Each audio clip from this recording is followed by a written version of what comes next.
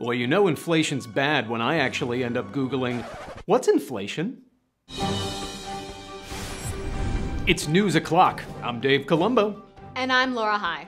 Breaking news, let's flake a deal. Joe Manchin, Democrat senator and general who thawed out Austin Powers, has agreed to vote for an expansive tax, health care, and climate package after promising Republicans he wouldn't, proving even a broken conscience is still right twice a day. This is surprising since Joe Manchin has such pick-me energy with Republicans. He's on the floor flirting, saying, "I'm not like other Democrats."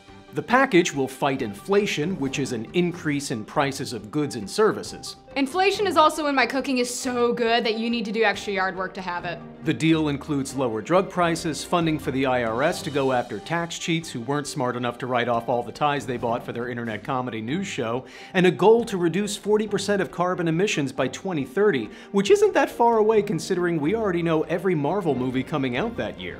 Also, all coal will be gone by Christmas this year since Ted Cruz will be receiving a lump of it from every veteran.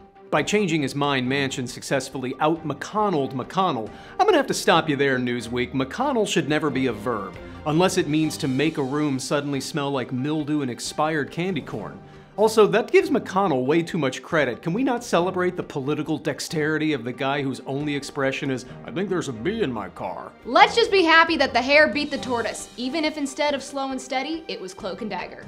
But also, it's Joe Manchin. Next week, he's gonna hold up a bill for free puppies until we all agree to getting hit in the nads and a 10-day work week. Though his constituents deserve to be heard, because as a senator from West Virginia, he literally represents dozens of people. Those are trees. Sorry, a dozen people.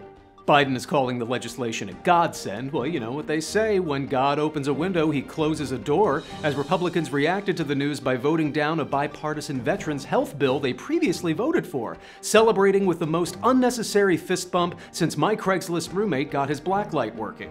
Rights are not a godsend, they are rights. A waterfall is a godsend, mac and cheese is a godsend, Chris Evans is a... I forgot, Dave makes the graphics. Yep. Republicans say the Democrats changed the bill, which they didn't, to mandatory spending, which it isn't, so that it can be used for anything, which it can't. In other words, a stalemate.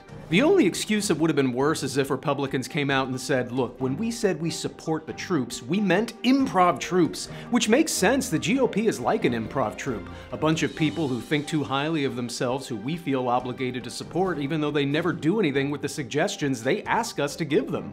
Their improv troupe name would be Corruption Junction, and they are perfect at it, because everything is made up and our rights don't matter.